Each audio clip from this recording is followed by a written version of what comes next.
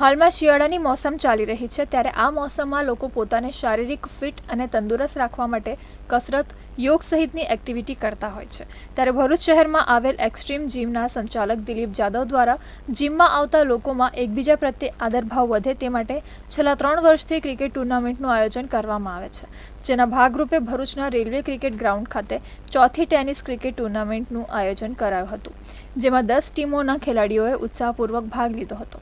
આ પ્રસંગે ખેલાડીઓનો ઉત્સાહ વધારવા માટે ભરૂચના ધારાસભ્ય રમેશ મિસ્ત્રી, જિલ્લા પંચાયતના કારોબારી ચેરમેન ધર્મેશ મિસ્ત્રી, ભાજપ શહેર પ્રમુખ જતીન શાહ, પાલિકાના કારોબારી ચેરમેન હેમેન્દ્ર પ્રજાપતિ સહિત મોટી સંખ્યામાં ક્રિકેટ રસિકો ઉપસ્થિત રહ્યા હતા.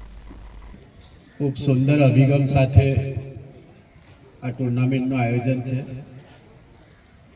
આમાં હાર જીત તો છે જ નથી ને. પહેલાથી આખી ટીમ જે ટીમની છે એમાં પરસ્પર એકબીજા સાથેનો સંબંધ વધુ ગાઢ બને, મજબૂત બને અને જે હેતુ માટે આપણા શરીરના સ્વાસ્થ્ય માટે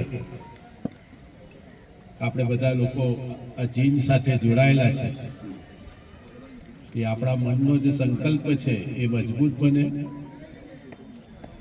આ પ્રકારના આયોજનોથી આપણે એકબીજાને વધારે સારી રીતે નજીકથી ઓળખી શકીએ છીએ.